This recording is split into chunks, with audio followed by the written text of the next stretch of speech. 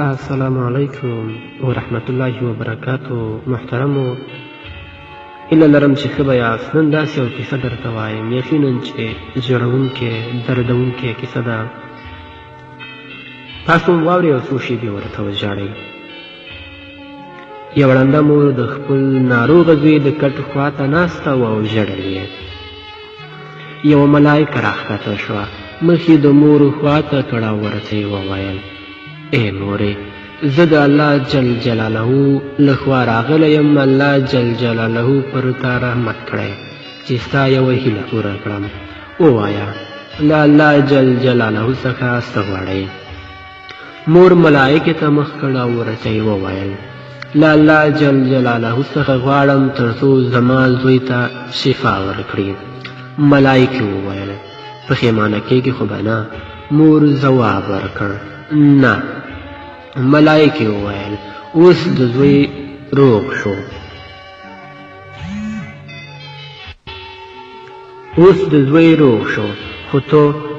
خو تا کولی شوه چې د خپلو سترګو د لید غوښتنه دې کړی وای.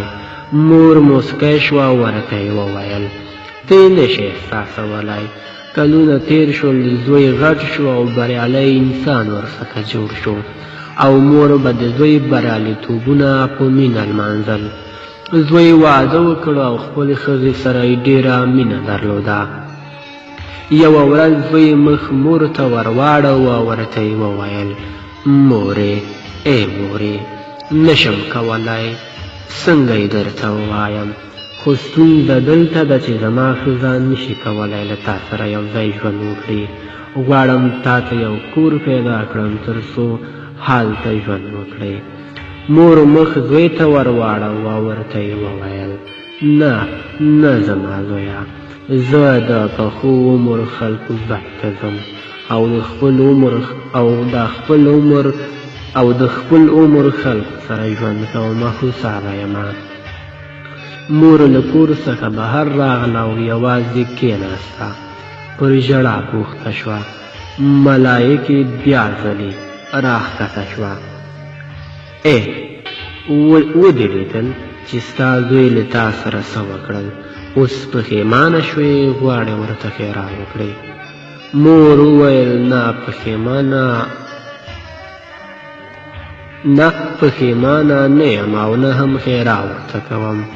ته څه پوهېږې؟ ملایکې وویل: بیا هم د الله جل جلاله رحمت پر تا شوی او کولی شي هیله وکړئ. اوس ووایه: پوهېږم چې له الله جل جلاله څخه د خپلو سترګو لید غواړئ، صحیح ده؟ مور په ډاډ سره وویل: نه. ملایکې په ډېرې حیرانتیا سره وویل: نو څه؟ مور ځواب ورکړ: له الله جل جلاله څخه غواړم نینګور مې ښه او زړه سوانده ښځه وي او وکولی شي زما زوی بختور کړي، ځکه زه نور هلته نه یم چې له خپل زوی څخه څارنه وکړم. د ملایکو له سترګو اوښکې روانې شوې.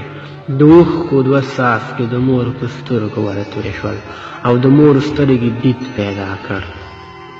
کله چې مور د ملایکې اوښکې ولیدلې، ورڅخه یې وپوښتل: ملایکې هم ژړا کوي؟ ملایکې وویل: هو، خو یوازې هغه وخت اوښکې تویوو او ژاړو چې کله الله جل جلاله وژاړي. مور پوښتنه وکړه: الله جل جلاله هم ژړا کوي؟ ملایکې ځواب ورکړ: الله جل جلاله همدا شیبه په لیوالتیا د خپل خلقت چې نوم یې مور دی ژاړي. هیڅوک او هیڅ شی نشي کولی له مور سره پرتله کړو. همدا اوس د دې کیسې څخه وروسته ولاړ شه او د خپل مور لاسونه ورخپل کړئ او ورته ووایئ: مورې، زه مینه در سره لرم. د خپلې مور په ارزښت تر مخه پوه شوې چې بیا مور نه وي. هغه وایي جنت د مور تر پښو لاندې ده. شعر کړئ تر څو د خلکو د عبرت سبب وګرځئ او خپل مور او پلار له زړه څخه خبر شي. نو هیله کوم چې خپل د مور پلار ډېر عزت وکړئ. مور او پلار داسې وسیله ده چې په نشتون یې دنیا سلطه وګرځي.